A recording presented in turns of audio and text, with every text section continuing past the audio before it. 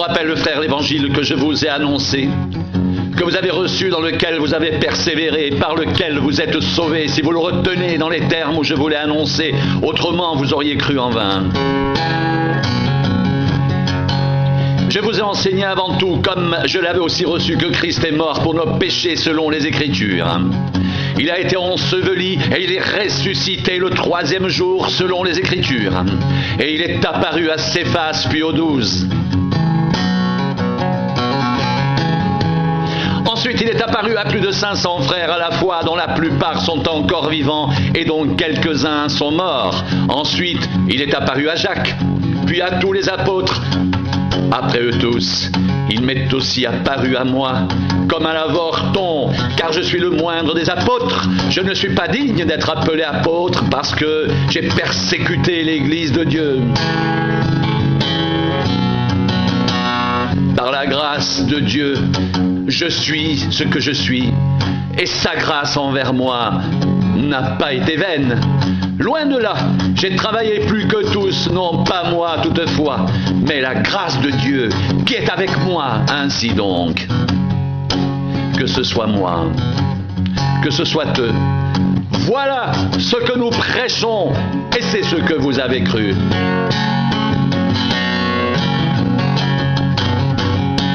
Or, si l'on prêche que Christ est ressuscité des morts, pourquoi quelques-uns parmi vous disent-ils qu'il n'y a point de résurrection des morts?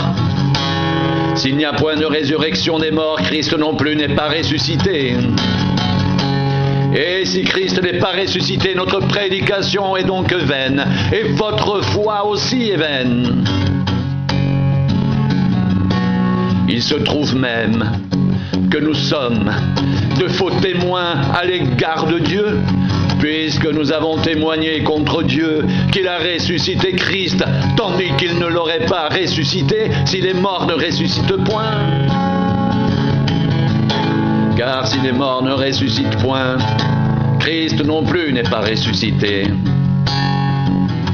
Et si Christ n'est pas ressuscité, votre foi est vaine.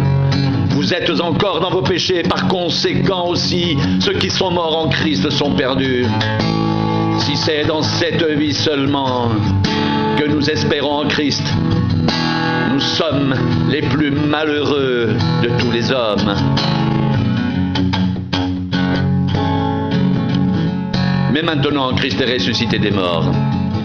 Il est les prémices de ceux qui sont morts, car puisque la mort est venue par un homme, c'est aussi par un homme qu'est venue la résurrection des morts. Et comme tous meurent en Adam, de même aussi tous revivront en Christ, mais chacun en son rang, Christ comme prémisse, puis ceux qui appartiennent à Christ lors de son avènement.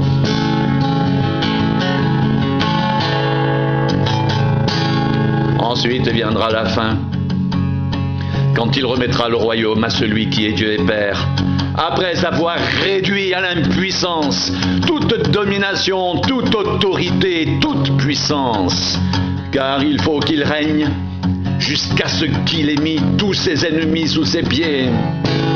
Le dernier ennemi qui sera réduit à l'impuissance, c'est la mort.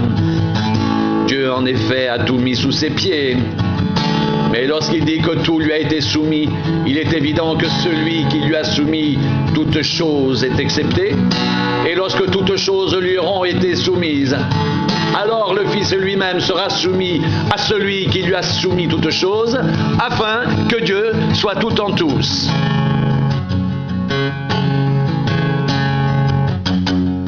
Autrement, que feraient ceux qui se font baptiser pour les morts si les morts ne ressuscitent absolument pas? Pourquoi se font-ils baptiser pour eux? Et nous, pourquoi sommes-nous à toute heure en péril? Chaque jour, je suis exposé à la mort. Je l'atteste, frère, par la gloire dont vous êtes pour moi le sujet en Jésus-Christ, notre Seigneur. S'il est dans des vues humaines que j'ai combattu contre les bêtes à Éphèse, quel avantage m'en revient-il si les morts ne ressuscitent pas? Mangeons et buvons, car demain nous mourrons. Ne vous y trompez pas. Les mauvaises compagnies corrompent les bonnes mœurs. Revenez à vous-même, que comme il est convenable et ne péchez point, car quelques-uns ne connaissent pas Dieu, je le dis à votre honte. Mais quelqu'un dira, comment les morts ressuscitent-ils? Et avec quel corps reviennent-ils? Insensé, ce que tu sèmes ne reprend point vie s'il ne meurt.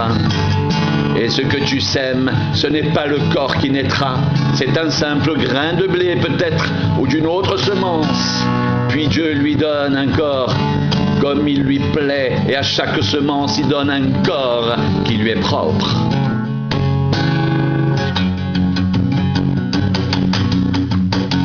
Toute chair n'est pas la même chair, mais autre est la chair des hommes, autre celle des quadrupèdes, autre celle des poissons, autre celle des poissons. Il y a aussi des corps célestes et des corps terrestres, mais autre est l'éclat des corps célestes, autre celui des corps terrestres. Autre est l'éclat du soleil, autre l'éclat de la lune et autre l'éclat des étoiles. Même une étoile diffère en éclat d'une autre étoile. Ainsi en est-il de la résurrection des morts. Le corps est semé corruptible, il ressuscite incorruptible. Il est semé méprisable, il ressuscite glorieux. Il est semé infirme, il ressuscite plein de force. Il est semé corps naturel, il ressuscite corps spirituel.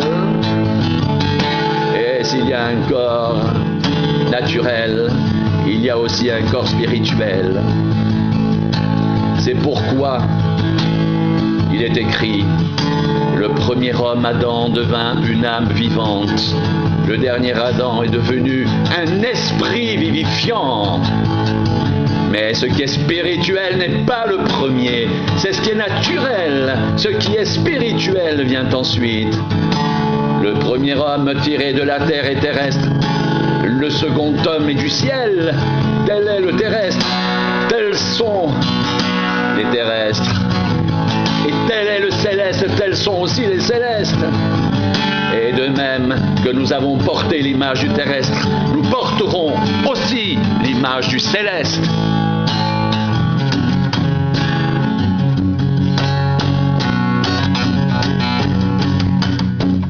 Ce que je dis, frère, c'est que la chair et le sang ne peuvent hériter le royaume de Dieu et que la corruption n'hérite pas l'incorruptibilité. Voici, je vous dis un mystère, nous ne mourrons pas tous, mais tous nous serons changés en un instant, en un clin d'œil à la dernière trompette. La trompette sonnera et les morts ressusciteront incorruptibles et nous serons changés. Car il faut que ce corps incorruptible revête l'incorruptibilité et que ce corps mortel revête l'immortalité. Lorsque ce corps corruptible aura revêtu l'incorruptibilité et que ce corps mortel aura revêtu l'immortalité, alors s'accomplira la parole qui est écrite, la mort a été engloutie dans la victoire. Ô mort, où est ta victoire? Ô mort, où est ton aiguillon? L'aiguillon de la mort, c'est le péché, et la puissance du péché, c'est la loi. Mais grâce soit rendue à Dieu qui nous donne la victoire par notre Seigneur Jésus-Christ. Ainsi, mes frères bien-aimés, soyez fermes, inébranlables, travaillant de mieux en mieux à l'œuvre du Seigneur, sachant que votre travail ne sera pas vain dans le Seigneur.